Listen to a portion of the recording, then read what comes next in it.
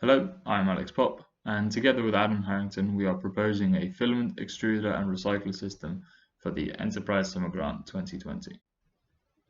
The problem we are trying to solve is quite a big one. So the additive manufacturing industry is now worth 15 billion US dollars and has doubled in value since 2017 and is forecast to do the same again by 2024. So it's still a very rapidly emerging industry. Uh, 80 million kilograms of plastic filament are estimated to be needed to sustain the market, and using a very conservative 10% waste figure, this means 8 million kilograms of plastic filament waste. So PLA is the most common filament type, and it's created from, so 1 kilogram of PLA requires 2.6 kilograms of corn, so it competes with increasingly valuable food crops.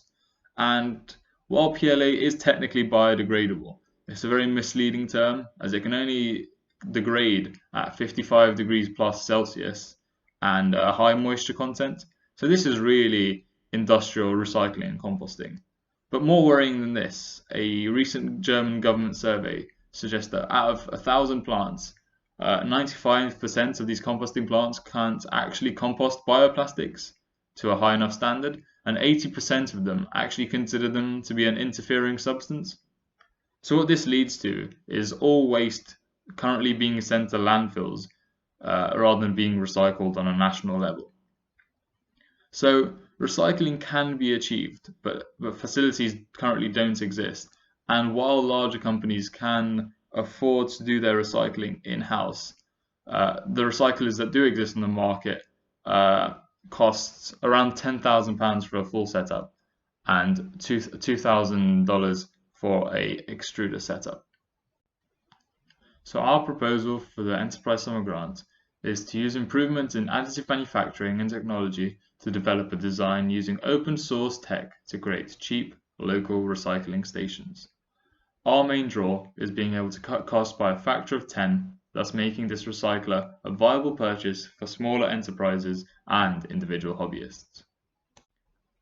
So the benefits of our proposal can be broadly split into 3 categories. So economically, this will be over 10 times cheaper than the cheapest alternative. It will reduce running costs and waste costs for any businesses using our service, and it allows custom filament creation as part of the recycler. It also creates local jobs. Environmentally, it eliminates filament waste going to landfills. It provides a recycled alternative to filament, and it reduces shipping distance, all of which reduce the carbon footprint of the business. Socially, it also promotes coordination on local businesses, as this would be a local service, and it provides local jobs.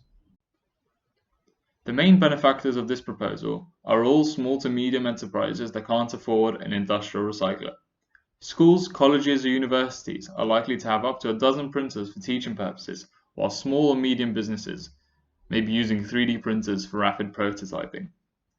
Makerspaces, which either function as a community spaces or small businesses themselves, are also likely to have more. Hobbyists have also played a massive part in the surge in the 3D printing popularity and are a large untapped market in terms of recycling. In relation to universities, a number of societies or clubs are also likely to have their own printers, thus bridging the gap between hobbyists and makerspaces.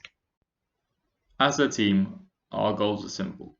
Over summer 2020, we'd like to create a recycler and extruder system that is affordable to the general public. When university starts up again this autumn, we would like to offer our services to make 3D printing at Sheffield University 100% sustainable, a goal in line with their outlined sustainability strategy.